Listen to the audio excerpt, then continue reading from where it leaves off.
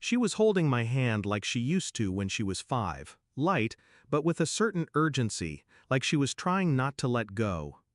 "Daddy, I don't really want to go home." The words were almost swallowed by the station noise, but they landed clean, sharp. My fingers tightened around hers before I could stop myself. "Why?" I kept my voice level, though something heavy slid into my chest. She hesitated, eyes darting, the way kids do when they're holding something dangerous in their mouths. "Actually," and then, like she'd been waiting just out of sight, her mother-in-law appeared, smiling. That stretched, polite kind of smile that hides the rot underneath. She didn't speak, just pressed a folded sheet of paper into my palm like we were exchanging a secret we both already knew. Then she turned, guiding my daughter away without looking back.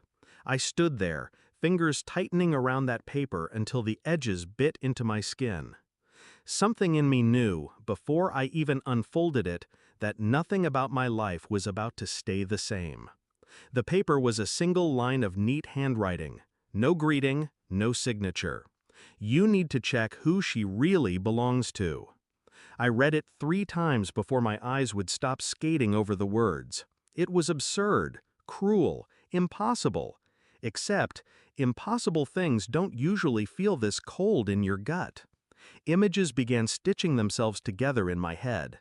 The way my ex-wife had been oddly generous about extra custody weekends. My daughter's hair, slightly lighter than mine, darker than her mother's, but with an undertone I could never place.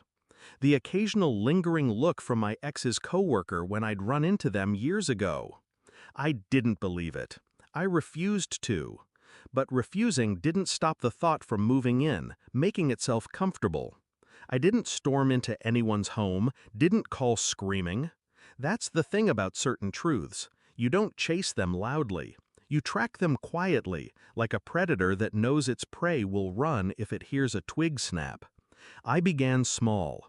I found a pretext to take my daughter for a weekend checkup. A few extra vials of blood drawn for routine labs. The nurse never asked why I wanted a copy. I kept my face calm around my daughter, around everyone. But at night, I was a locked room with a single lamp, cross-referencing DNA testing services, printing consent forms, scanning timelines. Every subtle detail from the past came back sharper. My ex-wife's sudden interest in privacy when she had our daughter. Her habit of avoiding conversations about the pregnancy. Weeks passed. The lab finally emailed me. The subject line was clinical, but my hands shook when I clicked. Probability of paternity, 0.00%. The number was absolute, no wiggle room, no doubt. I printed the report on heavy paper, not to make it dramatic, just to give it weight, something tangible for her to hold while the world she'd built in lies collapsed. I waited until drop-off day. My daughter was inside with her grandmother. We stood outside, polite smiles exchanged like 2 actors hitting their marks. "I just wanted to give you this," I said, handing her the folded report. She opened it. I watched her face tighten, not in shock, but in calculation. That brief, scrambling pause where liars look for a version of the truth they can survive. Her lips parted. "This isn't—" I already verified it. Twice. My tone was flat. The words cost me nothing now. The paper trembled in her hands. She looked smaller, weaker. I didn't say anything else. She didn't either. I'd prepared for shouting, denials, theatrics.